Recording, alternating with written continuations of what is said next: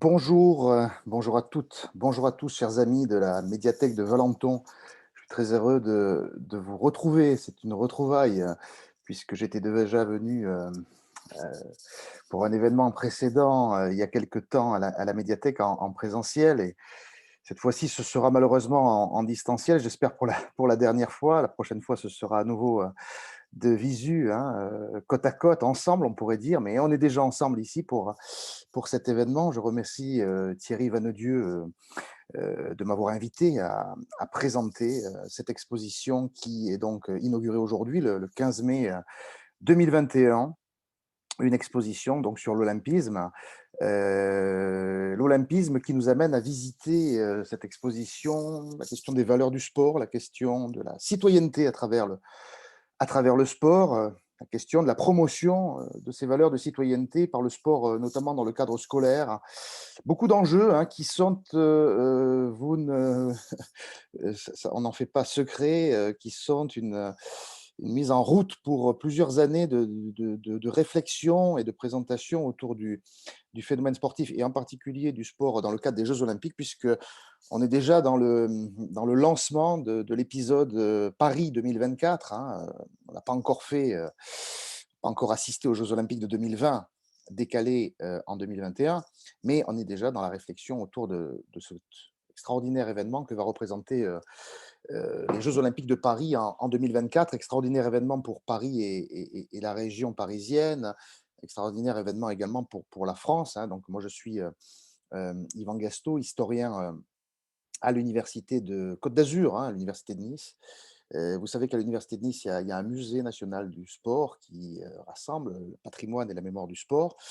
Je suis très, très largement intéressé en tant qu'historien à l'importance du phénomène sportif dans toutes ses dimensions, mais en particulier, c'est celle que nous mettons pas mal en avant dans cette exposition, de 30 panneaux qui sont les notions justement de diversité, de promotion de la diversité, d'intégration, d'égalité, de parité, de place faite au handicap, hein, sur les questions d'environnement également, toutes ces questions qui traversent la société française et qui se retrouvent à travers le sport de manière parfois un peu décalée, de manière parfois un peu remodelée, mais en tout cas qui sont de nature à faire du sport un laboratoire d'études de la société. Bon, moi, avec mes outils d'historien, avec des archives, et puis d'autres avec d'autres approches en sciences humaines et sociales, ou même en sciences économiques et juridiques. Euh, cette exposition, vous allez la voir, vous l'avez peut-être déjà parcourue, hein, c'est une exposition qui donc inaugure en quelque sorte plusieurs années de travail que nous allons mener en groupe.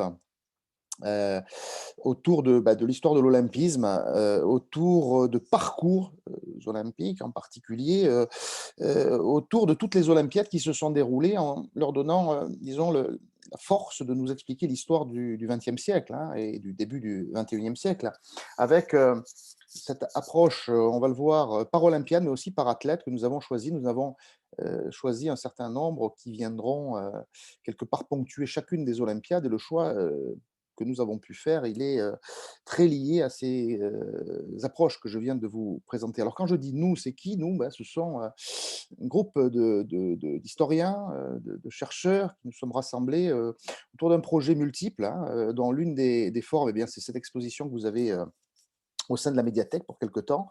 C'est un projet multiforme qui s'adresse beaucoup au milieu scolaire, au collège, primaire, collège, lycée, au milieu universitaire également, sous cette forme d'exposition et d'autres rendus, hein. Je pense notamment à des ouvrages, je pense aussi à des petits films qui vont être réalisés dans ce cadre-là. Et puis, une grande exposition qui sera organisée avant les Jeux Olympiques au Musée national de l'histoire de l'immigration en 2024, et que nous préparons, que nous commençons à préparer à ce moment-là, donc depuis ce moment-là, pardon, depuis ces derniers temps. Et donc, vous voyez, toute une série d'événements, également des colloques qui vont nous animer. Donc, tout ça pour vous cadrer, pour vous présenter le cadre de ce travail. Et je voudrais me, me lancer dans deux ordres de réflexion, on pourrait dire, hein, pour introduire en fait cette exposition. Et j'aurais été vraiment très heureux d'être avec vous pour la parcourir en votre compagnie. Donc une exposition donc, de 30 panneaux. Chaque panneau représente une des Olympiades, hein, la première ayant eu lieu en 1896 et la dernière, eh bien, étant celle de 2024 que nous faisons figurer.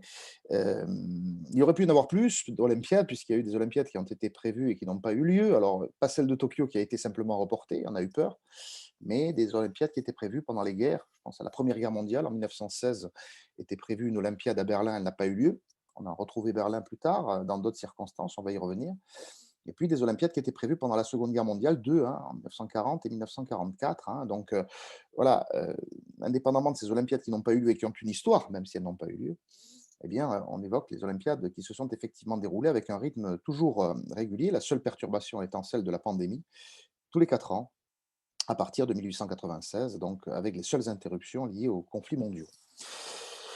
Je vais vous présenter d'abord une réflexion sur la question justement des valeurs du sport et plus particulièrement de l'olympisme, qui sont des valeurs que le fondateur, si on peut dire, ou le refondateur des Jeux olympiques, Pierre de Coubertin, avait développé et que beaucoup de ses héritiers ont également repris à leur compte, faisant de l'olympisme une forme d'idéologie, idéologie de la paix, idéologie de la rencontre, idéologie d'une forme de pacifisme à travers le sport, on y reviendra, et puis également des valeurs qui se diffusent dans la manière dont les jeux sont organisés, hein, cérémonie d'ouverture, cérémonie de clôture, l'idée de la rencontre malgré la compétition, le comportement des athlètes. Donc il y a tout un ensemble d'éléments dans lequel il faut puiser autour de ces valeurs et on va essayer de réfléchir.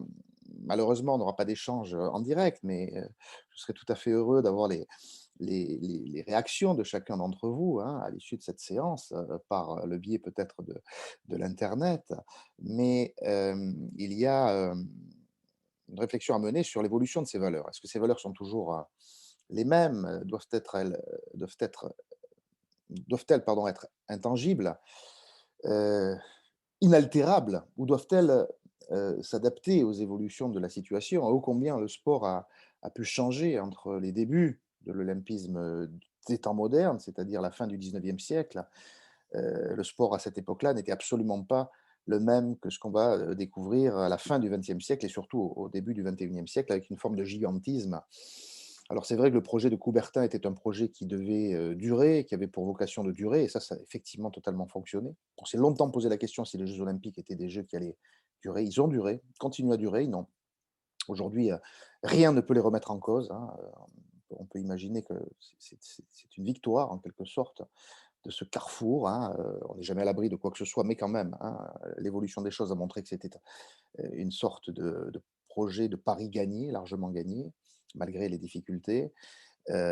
Et d'autre part, effectivement, ce qui est aussi intéressant, c'est que dans ce cadre-là, Pierre de Coubertin, eh bien, nous amène à réfléchir sur bah, la manière justement dont cet olympisme créé à la fin du 19e siècle peut se redécliner ou se décliner à nouveau plus d'un siècle après. Donc c'est un petit peu l'élément que je vais présenter dans un premier temps. Et puis dans un second temps, je vous ferai un petit choix personnel de ces panneaux et de ces parcours en vous donnant un petit peu je ne dis pas mes favoris, parce que les 30 parcours sont des parcours remarquables, hein, et quand on parle d'histoire du sport, on parle de figures emblématiques. Et vous allez voir que dans la manière dont nous avons fonctionné, il y a une Olympiade, un nom d'athlète qui n'est pas forcément le plus remarquable en termes sportifs, mais qui est aussi remarquable, disons, sur le plan du parcours personnel, hein, et en même temps une valeur associée à ce personnage. C'est un petit peu la démarche que nous avons eue dans ce contexte-là. Mais d'abord, donc, commençons par une réflexion justement sur les enjeux sociétaux, sur les enjeux, on pourrait dire, éducatifs aussi, hein, du sport, de l'olympisme, dans le contexte donc de cet événement qui est devenu un événement majeur, un événement mondial.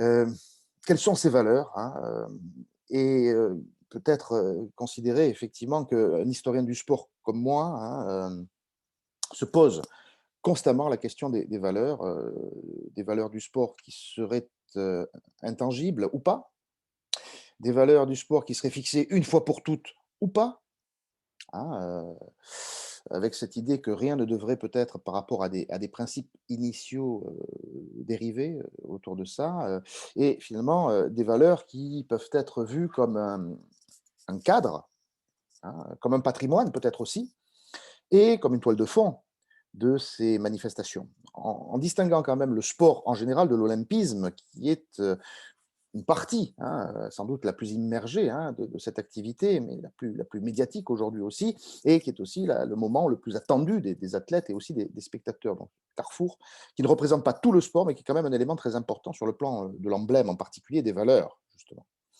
Euh, on pourrait d'ailleurs comparer l'olympisme à la laïcité, si on peut dire. Vous serez peut-être un peu surpris de voir cette comparaison, mais notamment au niveau de l'intangibilité, c'est-à-dire, d'ailleurs, c'est à peu près au même moment que le mouvement olympique émerge, fin du 19e siècle, et les principes de laïcité qui émergent également, hein, puisque vous savez que la loi de 1905, elle est un peu concomitante à cette évolution de l'olympisme, avec cette idée de valeurs qui sont en débat autour de leur caractère figé, d'emblée fixé et qu'il ne faut en aucun cas modifier, et d'autres qui considèrent que la laïcité est une valeur qui doit s'adapter. Donc sur l'olympisme, on a peut-être le même mécanisme, hein, pas du tout le même cadre, mais le même mécanisme de réflexion.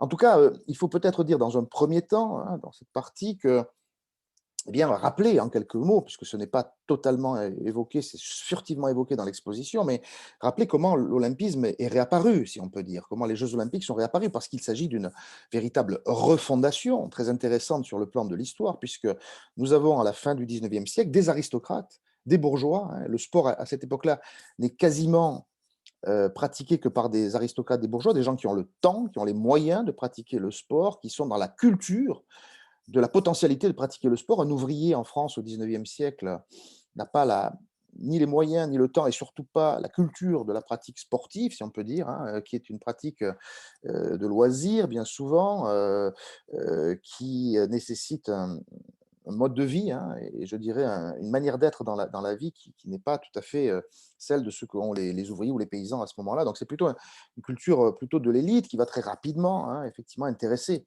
les couches populaires dans ce cadre-là. Eh bien, Pierre de Coubertin, qui fait partie de cette aristocratie en France et qui est parti en Angleterre en particulier faire ses études, et qui a notamment, lui, déjà passionné de sport, c'était un tireur, il faisait du tir.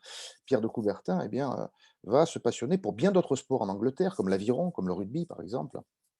Et c'est cet homme de l'aristocratie, devenant militaire et très attentif aux faits sportifs dans le monde militaire, qui va devenir une forme de théoricien de l'éducation physique, et qui sera un des promoteurs, pas le seul, mais celui qu'on a beaucoup retenu du sport français, à travers au départ ce qui sera un peu le soubassement de la naissance des Jeux olympiques, c'est ce qu'on appelle l'Union des sociétés françaises de sport athlétique, l'USFSA, l'Union des sociétés françaises de sport athlétique, créée à la fin des années 1880, et qui va être l'aiguillon, hein, du développement de l'olympisme. Donc déjà, on peut retenir une chose, c'est que la relance des Jeux olympiques, c'est une idée française, mais une idée française matinée, on pourrait dire, des influences très larges de l'Angleterre victorienne sur un certain nombre d'éducateurs en France, et en particulier sur Pierre de Coubertin, qui a été très largement marqué par son passage en Angleterre au niveau de ses études. Mais aussi, il y a un élément qui marque, c'est la mémoire, si on peut dire, ou en tout cas le patrimoine venu de la Grèce antique, la référence en tout cas à la Grèce antique, puisque un siècle avant la refondation des Jeux olympiques, on a redécouvert, des archéologues ont redécouvert un peu avant la Révolution française le site d'Olympie, et l'histoire des Jeux olympiques antiques était dans la tête de ceux qui ont relancé cette belle manifestation qui avait très largement, avec d'autres, hein, marqué la vie quotidienne, ou plutôt, je dirais, la vie politique, sociale, culturelle de la Grèce, et montrant que le sport était un élément incontournable, et redonnant au sport une forme de lettre, des lettres de noblesse à la fin du 19e siècle, avec effectivement derrière des valeurs. Et ces valeurs, elles sont d'emblée exprimées par Pierre de Coubertin, qui va d'abord, en 1892, lancer un appel pour le rétablissement des Jeux olympiques. Nous sommes en novembre 1892, c'est le 5e anniversaire de cette fameuse Union des sociétés françaises de sport athlétique, USFSA, qui est en fait une fédération omnisport. La principale activité, c'est l'athlétisme, plutôt la course à pied, mais d'autres sports viennent s'agréger à l'USFSA. Lui en est l'un des membres actifs, on pourrait dire, hein, secrétaire général en particulier.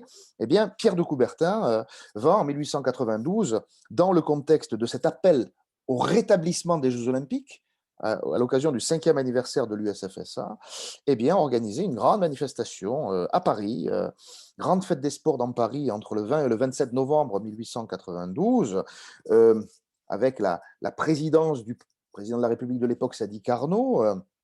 On y fait du vélo, du cyclisme, on y fait des cross-country, on y organise des compétitions d'escrime, et puis une conférence à la Sorbonne de ce spécialiste de sport, mais aussi intellectuel, qui effectivement appelle à relancer les Jeux Olympiques. Et en fait, il faudra attendre quelques mois, simplement quelques années, hein, pour que l'acte essentiel soit évident. C'est en 1894, entre le 16 et le 23 juin 1894, que se tient dans le grand amphithéâtre de la Sorbonne à Paris, donc le premier congrès olympique de l'histoire, qui va instaurer le rétablissement des Jeux olympiques après tant de siècles, c'est assez phénoménal, effectivement. Hein. Et Pierre de Coubertin, qui est un jeune homme, enfin un jeune adulte, hein, 31 ans à l'époque, hein, il est encore très jeune et aussi un personnage qui a beaucoup de volonté à ce moment-là, eh bien, il réunit à la Sorbonne, dans le grand amphithéâtre, pour proclamer ce rétablissement des Jeux olympiques, 2000 personnes venues de 13 nations.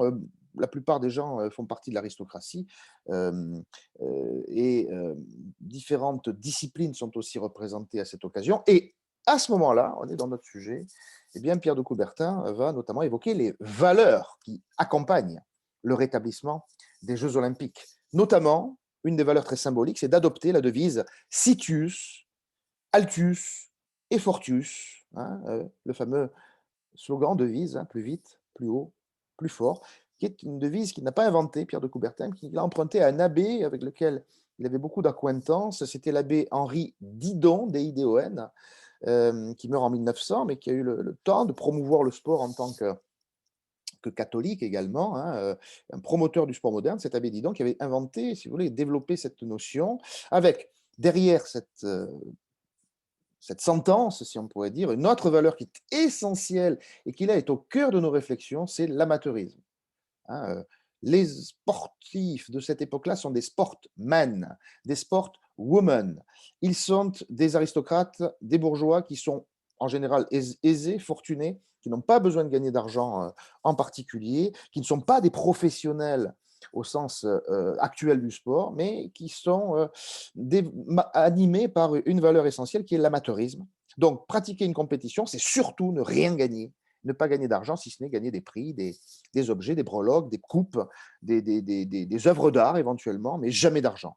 Et ça, c'est un plafond de verre, l'argent, qui est effectivement tout à fait important. Alors, toutes ces valeurs, elles sont exprimées avec plus ou moins de force. Hein. La compétition, elle est toujours plus loin, toujours plus haut, toujours plus fort, bien sûr. La, la règle de l'amateurisme comme une sorte de cadre intangible, tout ça va finalement figurer dans ce qu'on va appeler la charte olympique, que Pierre de Coubertin va parvenir à rédiger un peu plus tard. Hein. Donc, les idées sont émises et puis la théorie est écrite un peu plus tard. C'est souvent comme ça. C'est en 1908, après plusieurs Olympiades, que la charte olympique est donc signée, plutôt publiée par Pierre de Coubertin, après donc 4 Olympiades. Pierre de Coubertin avait, chemin faisant, édicté ces règles, hein, en quelque sorte, 6 chapitres, 61 articles. Hein, au début, on appelait ça l'annuaire olympique. C'est qu'en 1978 que c'est devenu officiellement la charte olympique, avec des petites modifications à travers le temps. C'est assez intéressant, mais je ne rentre pas dans le détail parce que je ne veux pas être trop long. Alors, l'élément central, donc, si vous voulez, du fruit de ces réflexions et de la pratique aussi des premières compétitions olympiques dans l'esprit de Pierre de Coubertin, c'est de voir effectivement que ces valeurs qui sont édictées dans une période d'avant Première Guerre mondiale, qui est en gros la belle époque. Cette belle époque, elle dit véritablement son nom. C'est une époque sans guerre, c'est une époque sans grand conflit, même si on a des rumeurs de conflits, on a des oppositions réelles, hein, dans cette époque-là. Mais en tout cas, il y a une ambition de la part de Pierre de Coubertin de l'olympisme. C'est effectivement l'ambition que l'olympisme soit aussi une forme de rempart contre la guerre. Alors, on imagine, hein, je vous laisse deviner hein, que tout ça est quelque chose qui va exploser, totalement ne pas pouvoir s'opposer à la guerre, aux conflits qui seront l'apanage du XXe siècle, hein, de même que, vous l'avez compris, l'amateurisme, ça ne va pas tenir, hein, mais ça va longtemps tenir, hein, mais globalement, ces valeurs, elles vont être perturbées par ce qui se passe au XXe siècle dans le monde, dans la vie, dans la vie culturelle, dans la vie diplomatique, dans les comportements des uns et des autres, et comment ces valeurs peuvent-elles être encore aujourd'hui, d'une certaine manière, défendues, hein. C'est ça qui est un élément très important, hein. Donc on peut considérer qu'il y a une sorte de mythification aujourd'hui des valeurs du sport et plus particulièrement de l'olympisme, avec cette idée d'un sport pur, j'insiste là-dessus, d'un sport qui serait sans travers, hermétique à quoi que ce soit, hermétique aux dérives professionnelles.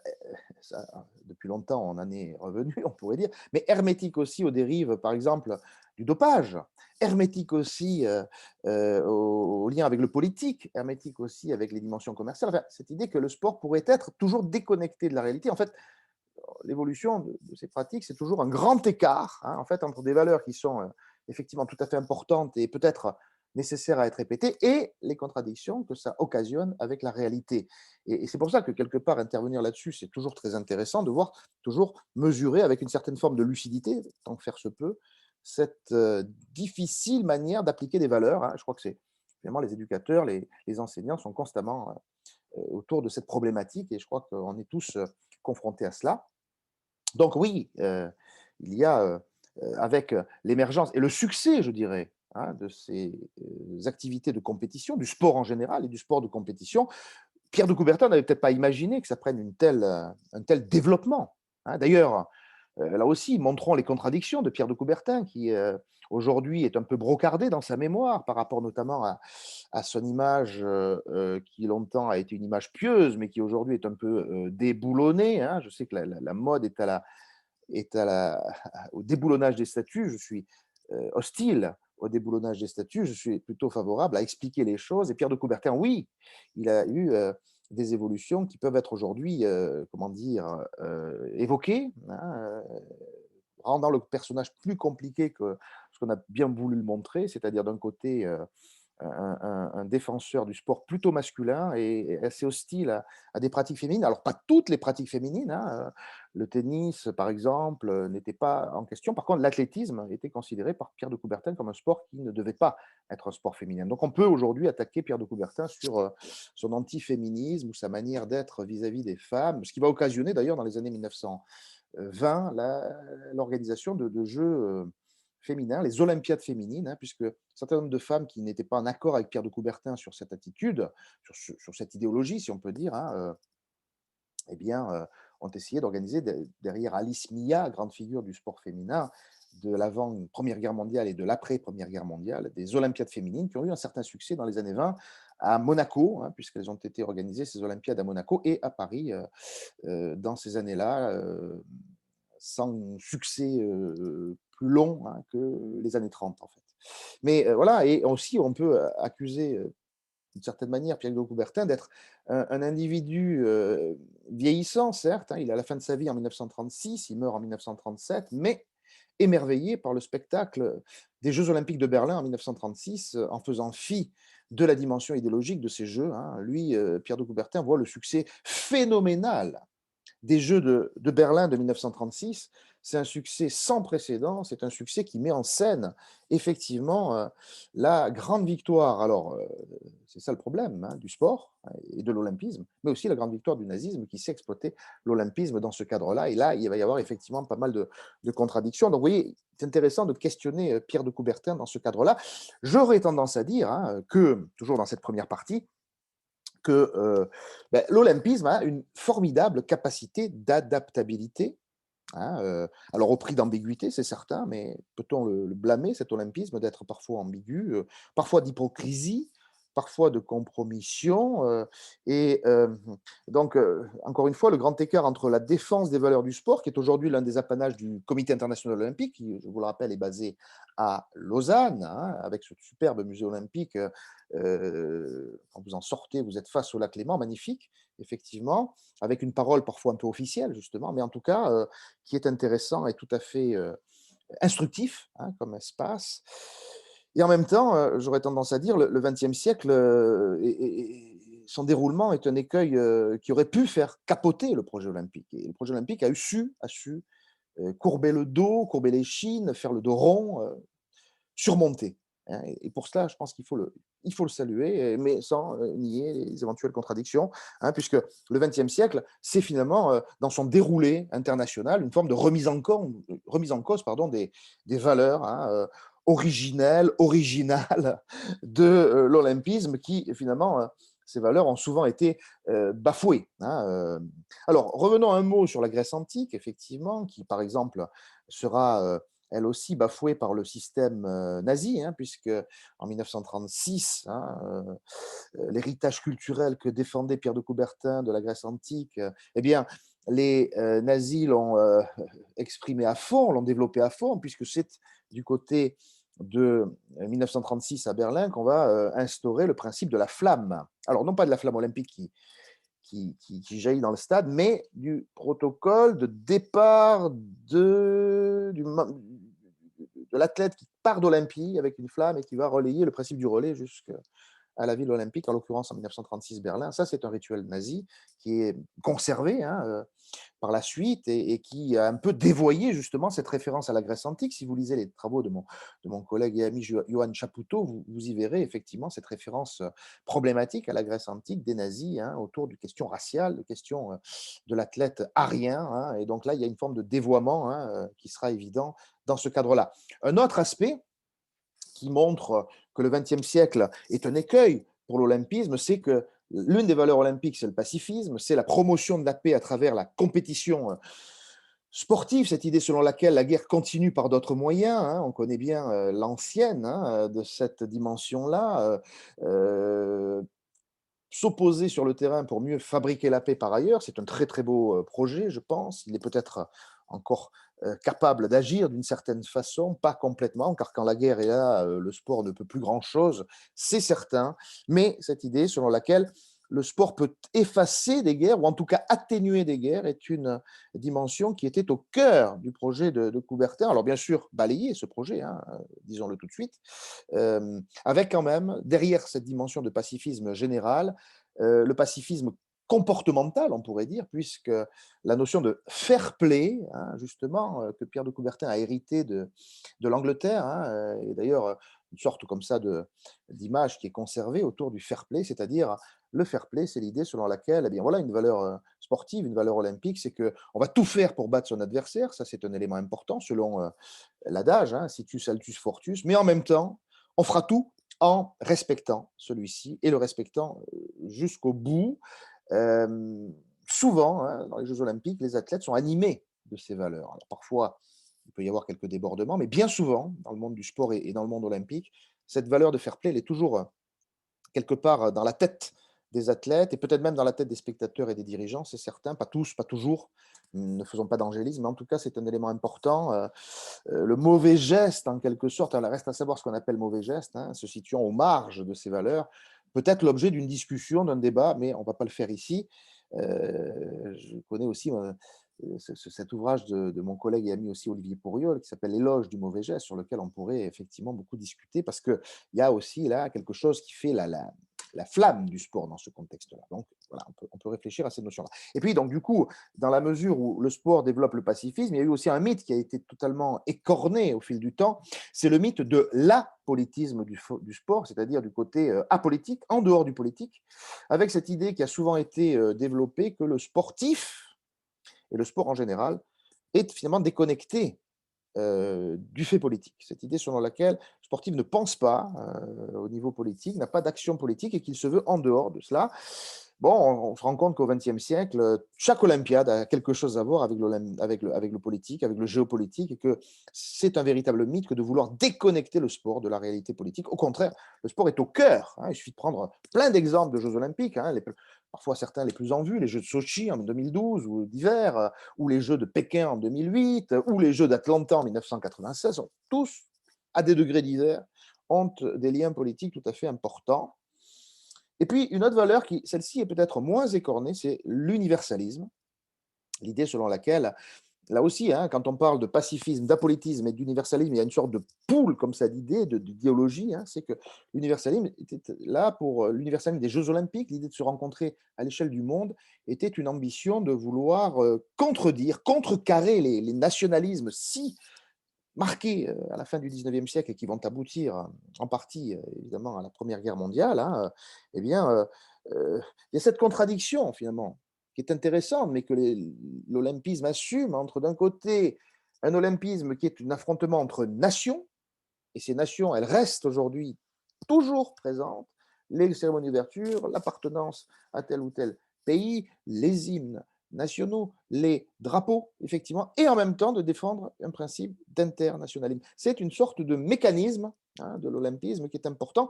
Aujourd'hui, on voit bien que les athlètes qui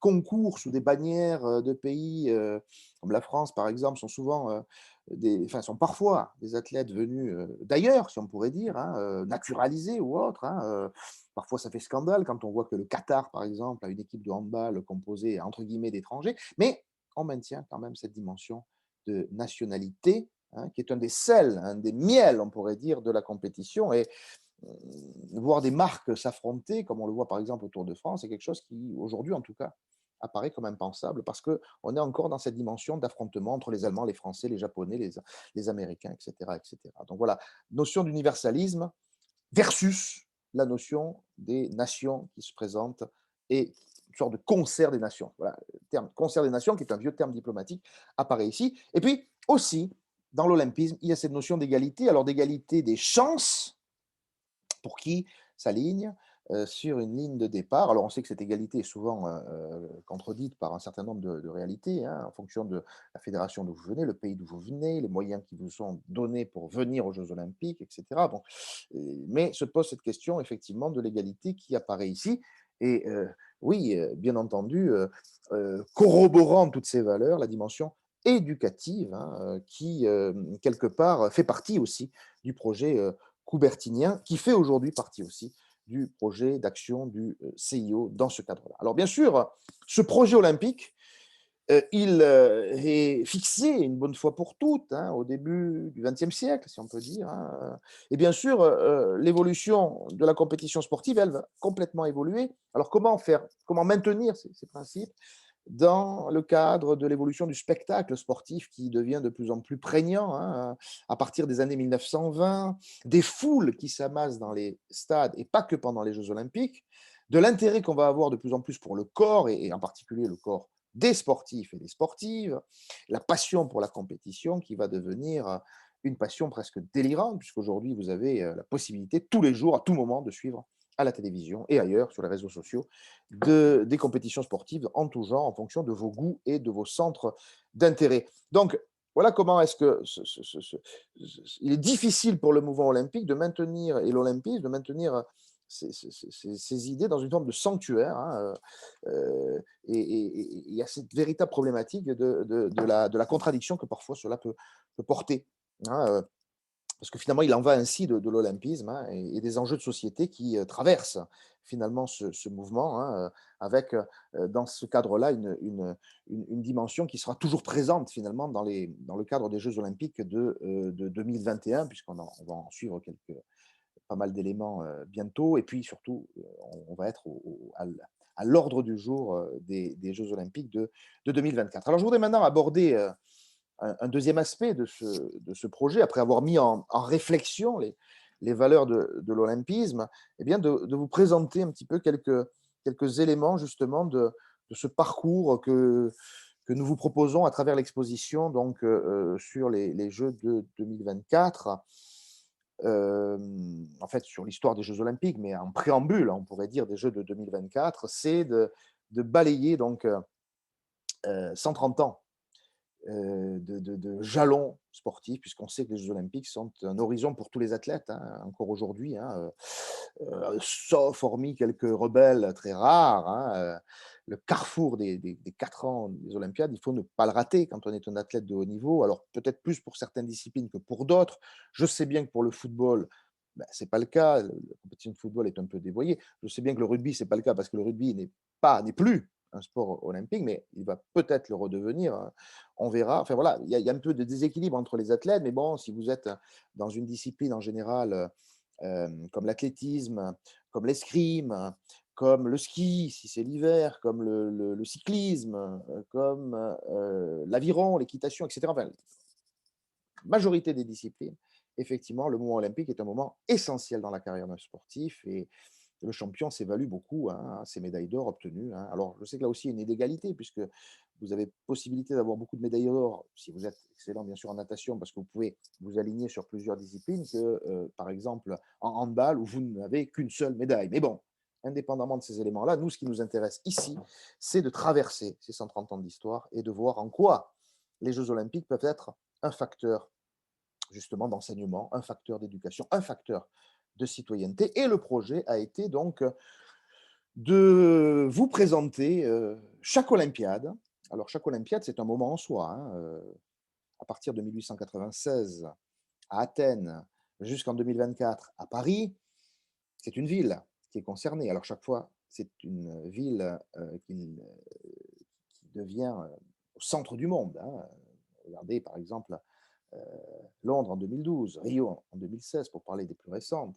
C'est un pays qui, derrière cette ville, est aussi concerné. Et puis, c'est souvent un contexte géopolitique. Chaque Olympiade, c'est un moment de l'histoire qui n'a rien à voir souvent avec le précédent. Alors, il peut y avoir des liens, bien sûr, entre les Olympiades de 1960 et 1964, hein, la guerre froide, par exemple, ou la décolonisation.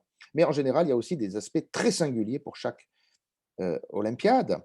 Et puis des enjeux multiscalaires, on pourrait dire, hein, à plusieurs échelles, entre d'un côté le local, oui, quand il y a une Olympiade dans une ville, il se passe quelque chose au niveau local, Paris par exemple, et la région parisienne, et puis le pays concerné, tout est mis en branle pour accueillir les Jeux au niveau aussi du territoire, on pourrait dire. Il y a des enjeux nationaux, bien entendu, hein, on se dispute parfois les Olympiades entre pays aussi, et puis des enjeux, bien entendu, internationaux, puisque les Olympiades sont une sorte de reflet de l'équilibre du monde, on pourrait dire, à cette occasion, hein. Et puis, chaque Olympiade a ses stars. Et ce qui est intéressant, c'est que pas toujours les mêmes disciplines qui sont représentées, et que la starification est parfois un peu liée au parcours de l'athlète, à sa personnalité, peut-être aussi à ses performances, bien entendu.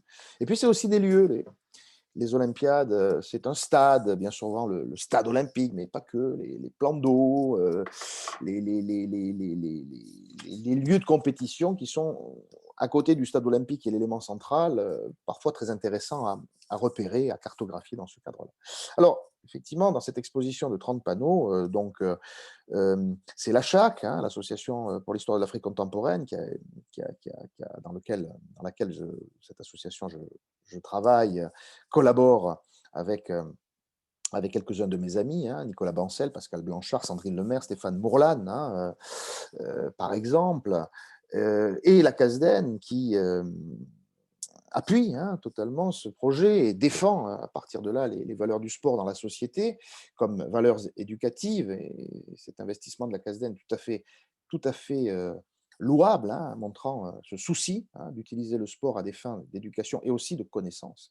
Et ça, c'est un élément essentiel. Donc 30 panneaux qui présentent un contexte et 30 panneaux qui présentent à chaque fois un athlète, une figure, parfois deux, mais souvent c'est un couple, hein, mais sinon c'est un athlète et derrière cet athlète, une valeur qui est déclinée, une valeur de performance, d'égalité, de diversité, d'effort, d'abnégation, de courage, etc. Toutes ces valeurs qui, quelque part, caractérisent un athlète que nous avons pu choisir. Et l'idée, effectivement, c'est que l'athlète puisse incarner une de ces valeurs en résonance avec le contexte, alors tantôt géopolitique, tantôt nationales, tantôt autour d'idées qui nous animent aujourd'hui et sur lesquelles on va récupérer. Et ce qu'il faut absolument dire, c'est qu'il y a des acteurs que vous connaissez, que tout le monde connaît, parce qu'ils sont des acteurs incontournables, des vedettes incontournables, des champions incontournables, hein. On retrouvera dans cette liste quelqu'un que je ne vais pas reprendre, faute de temps, parce que je ne peux pas tous les présenter, mais par exemple un Usain Bolt, un Mohamed Ali, Cassius Clay, vous voyez, donc ceux-là, ou Carl Lewis, ils sont totalement incontournables et évidemment, ils sont des athlètes connus. Mais on a aussi pour des Olympiades des choix différents. à côté de la star, de la vedette, qui dit quelque chose aussi hein, par rapport à sa manière d'être, son comportement, son comportement sur le terrain, ses titres, ses déclarations, ses appartenances. On a aussi des athlètes moins connus, méconnus, mais qui nous disent des choses, oubliés parfois aussi, qui nous disent des choses sur le contexte, sur leur parcours, sur les Olympiades et sur notre thématique, qui sont justement de réfléchir à cette notion de citoyenneté, de diversité dans ce contexte-là. Donc on mêle des gens qui sont restés au panthéon du sport et de l'olympisme, et d'autres qui n'y sont pas, mais qui pourraient y figurer de manière plus évidente, en quelque sorte. Alors, je vais vous donner voilà, 8 exemples très rapides, hein, parce que je ne veux pas être trop long, parmi ces panneaux. Donc, sur les 30, je vous en déclinerai 8. Hein, donc, vous voyez, c'est un peu plus d'un quart. Un peu moins d'un quart, pardon, et un peu plus d'un tiers, voilà. Simplement comme ça, comme ça, vous irez peut-être un peu plus précisément sur ces panneaux-là. Le premier, bah, c'est aux Jeux Olympiques de 1900, c'est les Jeux Olympiques de Paris avant ceux de 1924, puisqu'on sera aux troisième édition des Jeux Olympiques de Paris. Mais la particularité des Jeux Olympiques de Paris de 1900, c'est que ce ne sont pas des Jeux Olympiques au sens d'aujourd'hui, puisque les Jeux sont imbriqués dans l'exposition universelle de 1900, qui est cet immense événement qui touche la capitale. Donc les Jeux se déroulent de manière un peu dispersée, disséminée au sein d'autres événements, donc ils sont dilués, et ça va durer 6 mois, les Jeux Olympiques, avec des sportifs inscrits. Il n'y a pas de minima, donc on n'a jamais eu tant de participants aux Jeux Olympiques à ce moment-là, puisque vous et moi, on aurait pu être olympiens en s'inscrivant tout simplement à des concours. Donc c'était des Jeux Olympiques un peu particuliers, mais il y avait quand même des athlètes de haut niveau et il y avait des disciplines intéressantes. Et on a retenu, par exemple, le parcours aux Jeux Olympiques de 1900 d'un Haïtien, euh, Constantin Henriquez, qui est sans doute le premier sportif, entre guillemets, de couleur à avoir eu une médaille olympique en 1900, en rugby, figurez-vous. Voilà, en rugby. Le rugby, alors c'était assez rudimentaire, 3 rencontres de rugby hein, à cette occasion, mais l'équipe de France, en fait, c'était ce qu'on appelait l'équipe de l'USFSA, l'Union des sociétés françaises de sport athlétique. Donc, avant qu'il y ait des fédérations, eh bien, on décline le rugby comme une discipline olympique. Et cet athlète haïtien, Constantin Henriquez, eh bien, sera impliqué dans l'équipe de France. Il n'a pas besoin d'être de nationalité française à l'époque pour pouvoir concourir pour la France. Et donc, avec ce maillot de l'UFSFSA, qui avait donc deux boucles, hein, qui représentaient les deux clubs de Paris, le Racing Club de France et le Stade français, eh bien, Constantin Henriquez eh bien, va évoluer dans cette équipe qui va remporter le tournoi et qui aura donc une médaille d'or. Plus tard, Henriquez repartira en Haïti, jouera au football cette fois-ci, marquera même des buts pour son pays, Haïti, pardon, hein, lors d'un match de 1904. Donc voilà une figure, Constantin Henriquez, que je vous invite à aller voir pour le panneau des Olympiades de 1900. Cette figure sportive deviendra, bon, elle fait partie d'une famille aisée, enfin plutôt voilà, de l'élite haïtienne, hein, si on peut dire. Il deviendra un peu plus tard médecin, puisqu'il est venu à Paris pour faire des études de médecine, et il deviendra aussi homme politique, sénateur dans son pays bien plus tard. Voilà pour la figure de Constantin Henriquez. Une deuxième figure très intéressante aussi, parce qu'elle marque une époque totalement particulière, celle des spectacles ethniques, des zoos humains. En 1904, 4 ans plus tard, les Jeux Olympiques, ce sont en fait des Jeux ethnographiques, des Jeux entre guillemets ethnographiques organisés à Saint-Louis aux États-Unis, qui mettent en évidence, eh bien, vous allez voir ce deuxième panneau à côté de celui d'Henriquez, c'est Ota Benga. Ota Benga est un pygmée hein, qui avait été recruté, entre guillemets, hein, au Congo. Hein, il faisait partie de l'ethnie du peuple Mbuti. Hein, et en fait, il a été, avec d'autres, amené aux États-Unis pour être exhibé, présenté dans des expositions ethnographiques hein, pendant plusieurs années, presque 10 ans. Hein, et donc, il va participer à des spectacles ethnographiques, dont les Jeux Olympiques de 1904, qui sont très particuliers, parce qu'en fait, il s'agit pour les organisateurs de ces JO, sans l'aval de Pierre de Coubertin d'ailleurs, de présenter la manière dont les populations venues d'Afrique pourraient pratiquer des disciplines sportives à cette occasion. Donc, c'est des jeux qu'il faut oublier. Et Otabanga, évidemment, a payé de sa vie d'une certaine manière, puisqu'il va participer comme ça à des disciplines de manière totalement infondée, puisqu'il n'a pas les rudiments, il ne connaît pas les règles. Mais en tout cas, plus tard, après ce parcours aux Jeux Olympiques, vous voyez, pour quelqu'un qui n'a pas réalisé de performance, mais qui dit quelque chose de l'histoire, eh bien, il va être exposé Otabenga au zoo du Bronx comme un animal, en fait. Et il mourra suicidé hein, en 1916 à l'âge d'une trentaine d'années. Donc, une figure effectivement triste, hein, qui montre que les Jeux Olympiques pouvaient être aussi, dans ses débuts, des Jeux d'errance, d'errement autour du projet olympique. Alors, apparaît la Première Guerre mondiale, on va trouver des grands héros. Je voudrais en citer 3 de l'entre-deux-guerres, justement, 3 panneaux, 3 olympiades. Le premier est très connu, Johnny Weissmuller. Johnny Weissmuller, allez au panneau des Jeux olympiques de Paris en 1924 et vous allez trouver, ce fameux nageur Johnny Weissmuller qui a remporté toute une série de médailles en natation. Alors, j'ai oublié de vous dire tout à l'heure que derrière, Constantin Rittke, on avait nommé la valeur patriotisme, derrière Otabenga, on avait nommé la valeur dignité et derrière Johnny Weissmuller, on nomme la valeur diversité. Pourquoi? Parce que Weissmuller, c'est un Américain, mais d'origine austro-hongroise. Ses parents sont des réfugiés de l'Autriche-Hongrie de l'après-guerre qui s'installent aux États-Unis.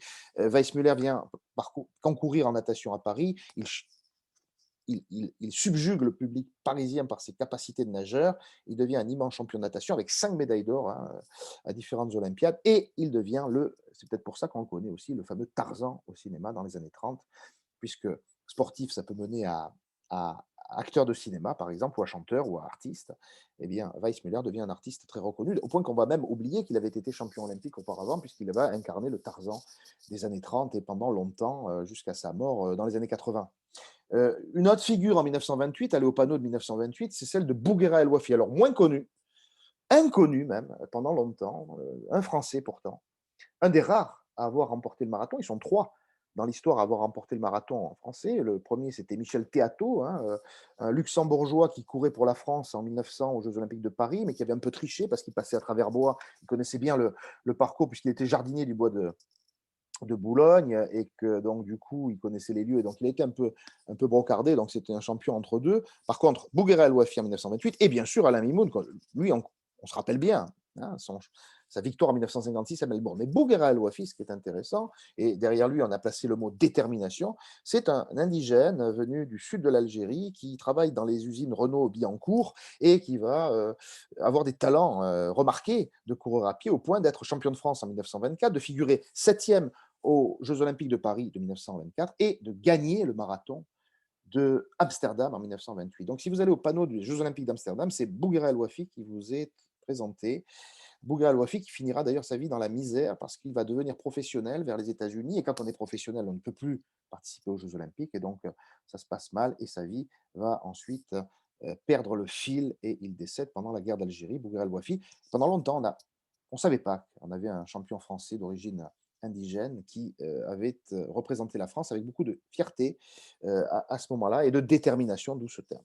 Alors, 1936, troisième personnage très connu de l'entre-deux-guerres, avec celui de Johnny Weissmuller, et c'est Jesse Owens en 1936. Alors là, pas besoin de rappeler que les Jeux de 1936 sont les Jeux, alors dans l'exposition c'est un vrai sujet, hein, les Jeux du nazisme, sont les Jeux d'Hitler, sont les Jeux qui prouvent véritablement comment, hein, ça a été très bien mis en scène par Jean-Marie Braun, l'historien qui avait publié il y a quelques années maintenant un ouvrage particulier sur les Jeux olympiques de Berlin et l'antithèse finalement des projets olympiques, puisque avec la façade, la vitrine de la perfection, les Allemands sont très efficaces dans les disciplines. Ils accueillent à Berlin de manière tout à fait luxueuse les journalistes. Le public n'y voit pas beaucoup de tensions, mais les croix gammées sont là, mais l'influence du nazisme est là, mais les High Hitler sont là, et le décorum est là. Donc, si vous voulez, c'est une victoire du nazisme par ce biais, c'est sans doute une des plus éclatantes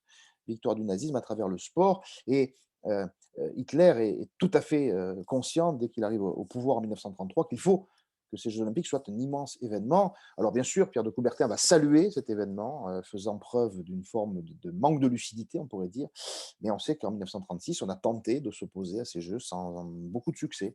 On avait tenté les contre-Jeux ouvriers de Barcelone, ils n'ont pas eu lieu à cause de la guerre d'Espagne. Et en 1936, eh bien, on a retenu la vedette Jess Owens, qui vient un petit peu contredire ce projet arien d'Hitler, puisque Jesse Owens est un Nord-Américain, mais l'histoire est très complexe parce que Jesse Owens est une amitié avec un Allemand lorsqu'il alors il a plusieurs médailles, hein, 4 médailles d'or. Il y en a une qui est intéressante, celle du saut en longueur, où Jesse Owens va nouer un lien d'amitié sur la piste, sur le terrain, avec l'Allemand Lutz Long, qui fera plus tard office de soldat dans la Luftwaffe. Il sera un pilote d'avion. Il va d'ailleurs mourir pendant la guerre, hein, Lutz Long. Mais à ce moment-là, ils sont au coude à coude pour la finale du saut en longueur. Et Lutz Long et Jess Owens fraternisent. Jess Owens, médaille d'or, Lutz Long, médaille d'argent. Une fraternisation qui n'est pas forcément du goût des nazis, mais qui est restée dans l'histoire. Et un Jess Owens qui dit que lorsqu'il rentre aux États-Unis, où est la discrimination? Peut-être en Allemagne, certainement, vis-à-vis des Juifs, mais surtout vis-à-vis de lui, c'est aux États-Unis, puisque le président Roosevelt refuse d'accueillir ce champion absolu à la Maison-Blanche, parce qu'il est en train de penser à sa réélection, et accueillir un noir à la Maison-Blanche n'est pas forcément une bonne chose sur le plan médiatique. Donc Jesse Owens dit qu'il a été beaucoup plus finalement discriminé du côté américain que du côté allemand, ce qui n'enlève rien évidemment à cette instrumentalisation allemande. Donc vous voyez, des jeux très intéressants que nous présentons à travers la figure de Jesse Owens, et le mot la valeur qui est accolée à Jesse Owens, c'est la notion de fierté dans ces jeux du nazisme, très très très intéressant à étudier sur justement l'idée olympique très très écornée à cette occasion. Et puis, en faisant un bond dans le temps, pour ne pas prendre trop de rendez-vous aussi au panneau de 1968, ce panneau de 1968 où vous avez le couple John Carlos et surtout Tommy Smith, le vainqueur du 400 mètres, pardon, 200 mètres, du 200 mètres, Tommy Jet.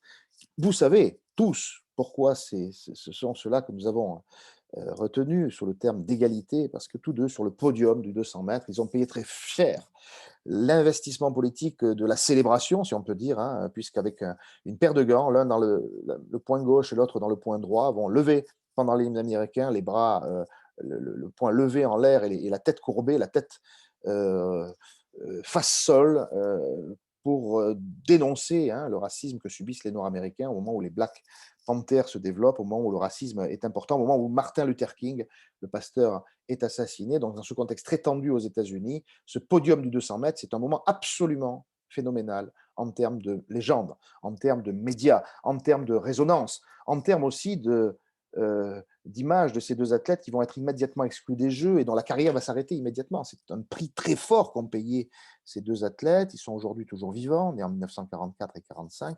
Ils font l'objet d'une sorte de vénération. Hein.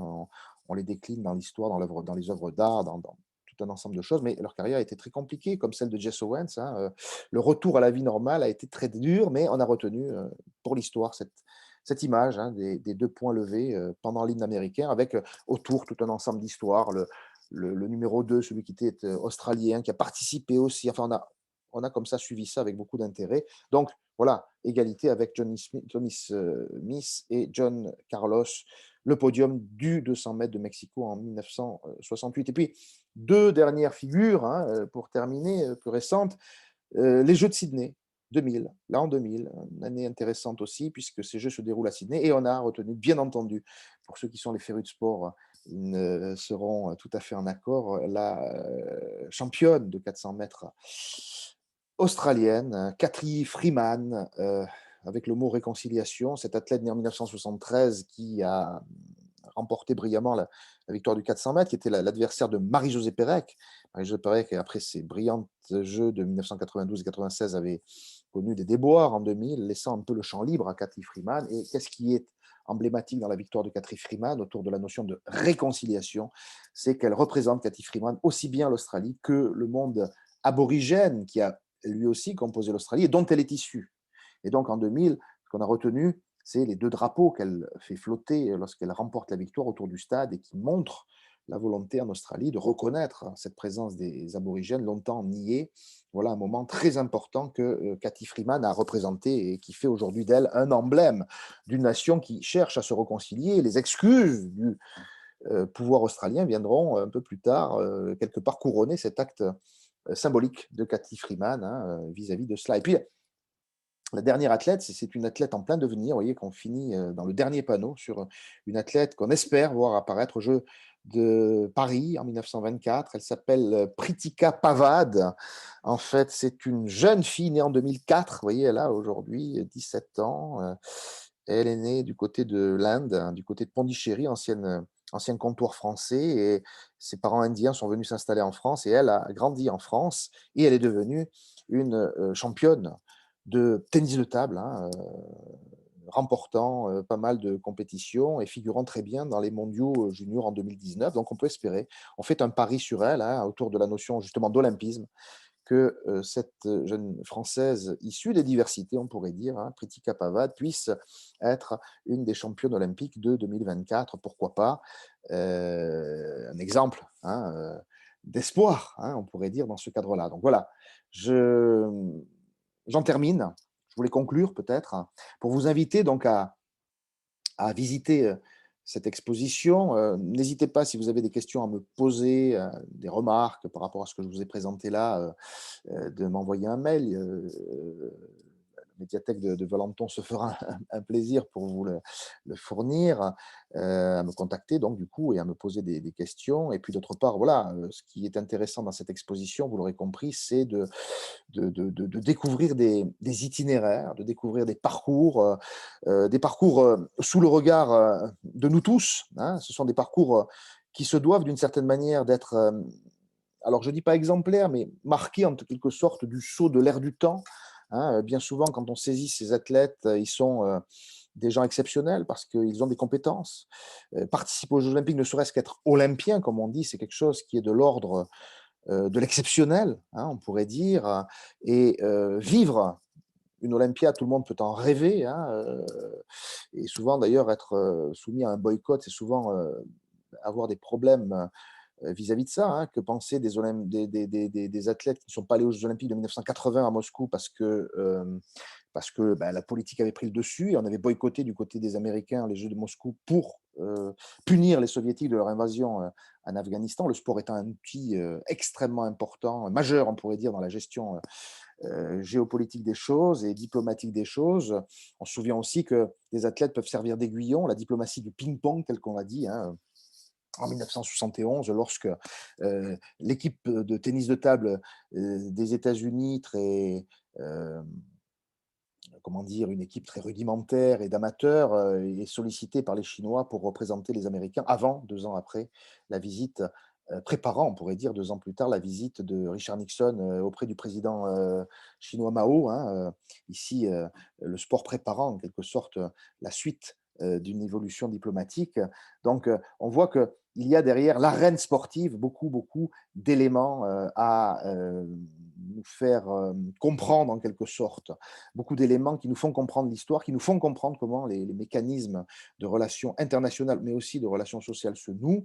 Donc, à travers cette exposition, beaucoup d'éléments, hein, et sans doute des vecteurs d'exemplarité pour nos enfants, pour nos adolescents, pour notre jeunesse, qui parfois beaucoup aspirent à devenir ces vedettes, certaines très peu, mais certaines y parviennent, d'autres restent dans le virtuel, on pourrait dire, dans l'admiration, mais souvent on peut être très formé par l'exemplarité de tel ou tel, hein, et l'identification à certains de ces athlètes peut être un élément très intéressant. Donc, restons fiers des valeurs sportives, soyons confiants dans le fait que le sport, et pas simplement le sport olympique, soit un vecteur d'intégration. Je vous souhaite une bonne visite de cette exposition et je vous dis à très bientôt à Valenton, j'en suis certain.